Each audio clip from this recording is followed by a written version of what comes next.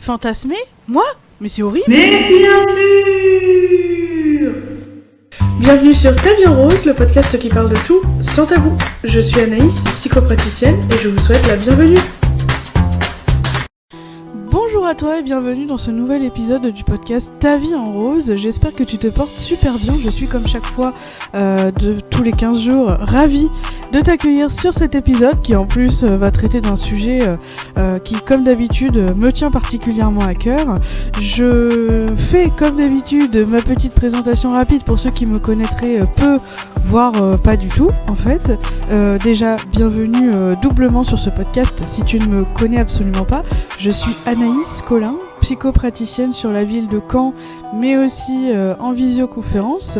Je produis ces podcasts sur des sujets traitant de la psychologie, mais aussi de la sexologie, afin de te donner des pistes de réflexion sur ta propre vie, sur tes propres problématiques, mais aussi histoire de me faire connaître un petit peu, oui, je l'avoue. Voilà, présentation étant faite, j'espère que tu vas apprécier cet épisode qui traite aujourd'hui des fantasmes et que tu es confortablement installé parce que déjà, c'est parti.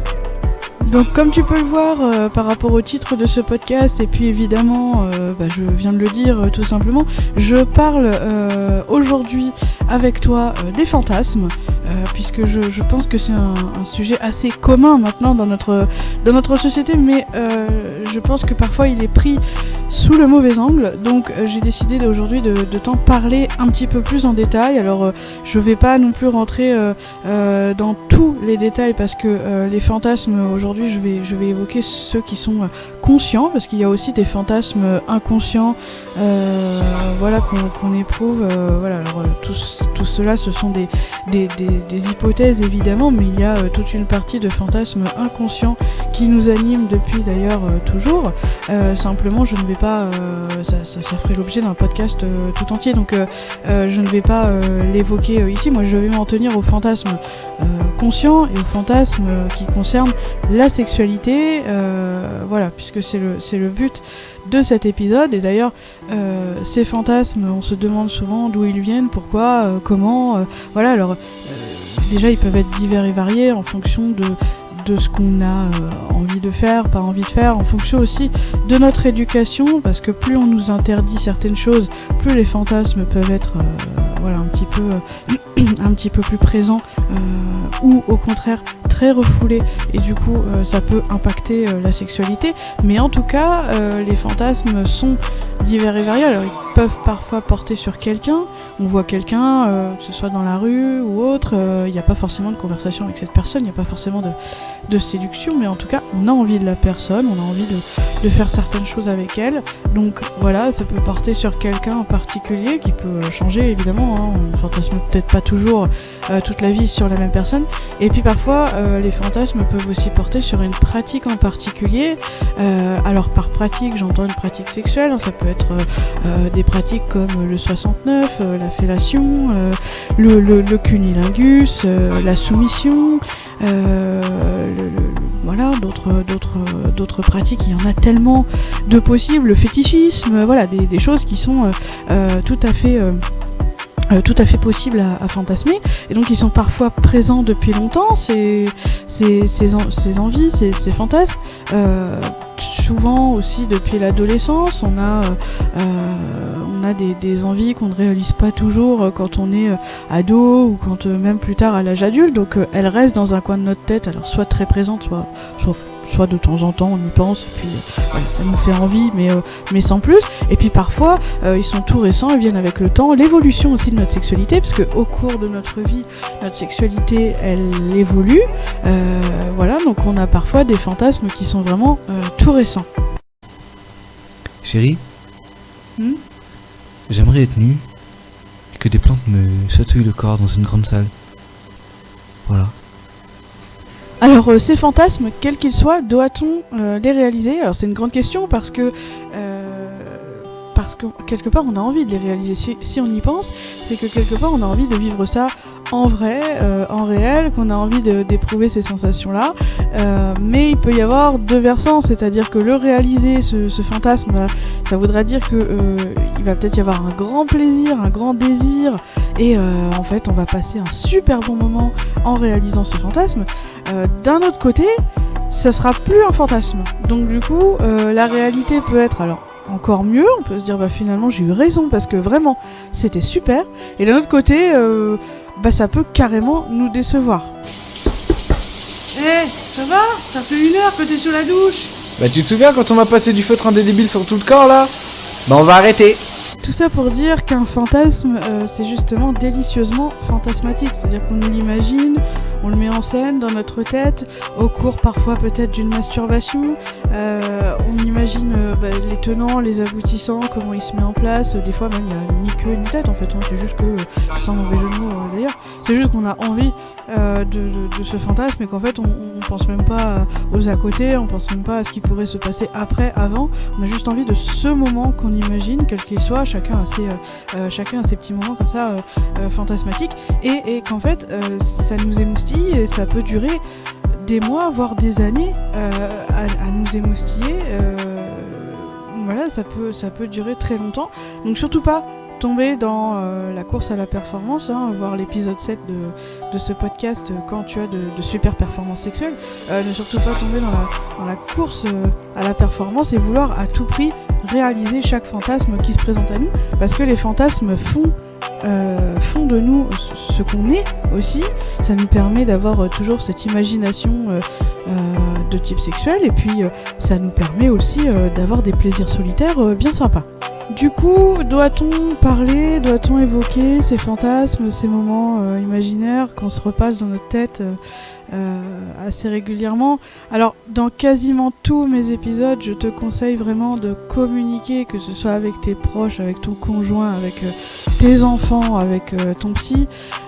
Dans ce domaine-là, ce domaine des fantasmes, c'est quand même un petit peu plus complexe, parce que moi je pense que ça peut être très plaisant d'évoquer les fantasmes qu'on a avec son partenaire, que ce soit un conjoint ou pas, ou même avec des amis, avec des gens en qui on a confiance et avec qui on a envie de s'épancher là-dessus. Moi je pense que ça peut être très intéressant d'évoquer certaines choses et d'en parler librement, tout simplement, de ne pas se mettre de barrières. Et puis en plus, dans le cas d'un partenaire sexuel ou d'un partenaire également de couple, l'excitation qu'on ressent face à un fantasme peut ne plus être provoquée par nous seuls, mais du coup à deux, et ça peut même mener à la réalisation d'un fantasme si on souhaite toutefois le réaliser. Donc c'est vrai que ça peut être très intéressant de communiquer autour de ça. Par contre, ne pas le faire, si tu choisis de ne pas le faire, ou si tu décides de vraiment que ce fantasme ne t'appartient qu'à toi, je ne pense pas que ce soit une infidélité, d'ailleurs ce n'en est certainement pas une, de le cacher entre guillemets à son compagnon ou à d'autres personnes. D'ailleurs il ne s'agit même pas de quelque chose qu'on cache, il s'agit de quelque chose qui nous appartient, qui est dans notre esprit, et on a tout à fait le droit encore de penser librement et d'être soi-même au moins dans sa tête. Donc certains fantasmes peuvent rester dans ton esprit à toi, dans ton imagination personnelle. Ça ne fait pas de toi quelqu'un de faux ou de pas franc, de pas honnête. Simplement tu as le droit d'éprouver des choses que tu n'as pas forcément envie de partager. Alors peut-être pas tout de suite, peut-être que dans quelques mois tu vas te sentir à même de partager ce que tu ressens, mais pour l'instant si c'est pas le cas, ça t'appartient.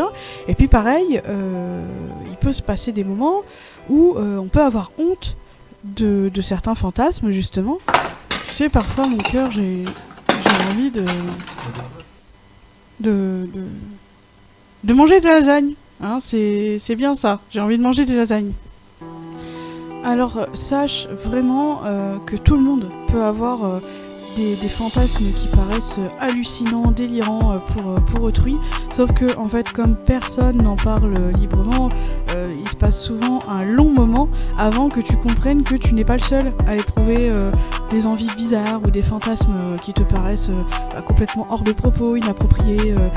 Donc tout le monde a un esprit qui vagabonde forcément, et tout le monde a des fantasmes, alors qu'on le veuille ou non, hein, on peut très bien avoir un fantasme où on se dit mais pourquoi je pense à ça, pourquoi j'imagine ça, c'est vraiment horrible, voilà, je ne veux pas, mais malgré nous, on a des envies qui se portent sur une pratique, sur une personne, sur une façon de faire l'amour, et c'est tout à fait normal d'avoir ce genre de pensée. Alors le mieux c'est de les accepter, d'accepter qu'on a ce genre de pensée parce qu'on est humain, et puis d'essayer de comprendre pourquoi on a cette envie-là, d'essayer de se poser et de se dire ah mince, pourquoi j'ai envie de ça, pourquoi ça me... qu'est-ce que ça évoque chez moi, où est-ce que ça me renvoie, pourquoi j'ai ce fantasme-là. Et puis parfois je pense que même si on comprend pas le but d'un fantasme, même si on ne comprend pas, on n'a pas tellement d'idées sur d'où ça peut venir.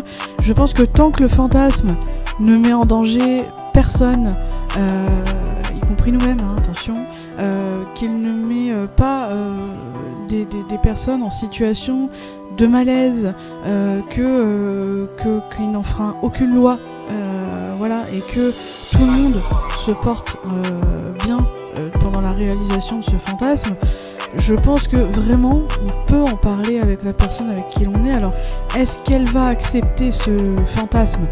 Je ne sais pas, et d'ailleurs elle n'est pas obligée de l'accepter, mais en tout cas ça fait partie de nous et on est en droit d'éprouver ce qu'on éprouve. Donc non seulement on peut en parler, mais aussi on peut le ressentir. Alors est-ce qu'on va aller jusqu'à réaliser ce fantasme ? Encore une fois, je le redis, on n'y est pas obligé. Mais en tout cas, on a le droit de fantasmer sur ce qu'on veut, et surtout d'en parler, parce que en parler, ça ne veut pas dire qu'on l'a réalisé. Donc si on partage une intimité avec quelqu'un, je pense qu'on peut quand même se laisser aller un minimum. Ah, je sens qu'on peut se parler, vous et moi. On est dans un instant fort, là. Je suis à l'aise, je suis en confiance. En fait, je suis pas sûre, là, parce que... je viens de vous apporter votre colis, en fait, donc je vais continuer, hein ? Non, entrez, madame. Je sens que je peux me confier à vous. Voilà, nous arrivons déjà à la fin de cet épisode de podcast. Je suis ravie de t'avoir présenté ce petit épisode là sur les fantasmes. Il y aurait encore tant à dire, mais j'essaye de faire des podcasts pas trop longs parce que je pense que c'est comme ça que tu vas pouvoir plus facilement les écouter. Donc je reviendrai peut-être sur cette thématique avec un autre questionnement peut-être plus tard. En tout cas, si tu as des questions par rapport au fantasme ou par rapport à tout autre sujet que j'ai déjà traité, n'hésite pas à venir me les poser, que ce soit en me contactant via mon site internet taviesenrose.com ou alors en me rejoignant sur Facebook ou sur Instagram, pareil, les mêmes noms, Ta Vie en Rose. Je serais ravie déjà de te répondre, d'entrer en discussion avec toi et puis aussi de prévoir un prochain podcast si j'ai d'autres questions sur les sujets déjà traités. En attendant, je te souhaite de joyeux fantasmes, qu'ils soient appropriés ou non, puisque je t'invite à ne jamais te laisser dicter tes fantasmes par qui que ce soit, et en attendant, tâche de bien te marrer.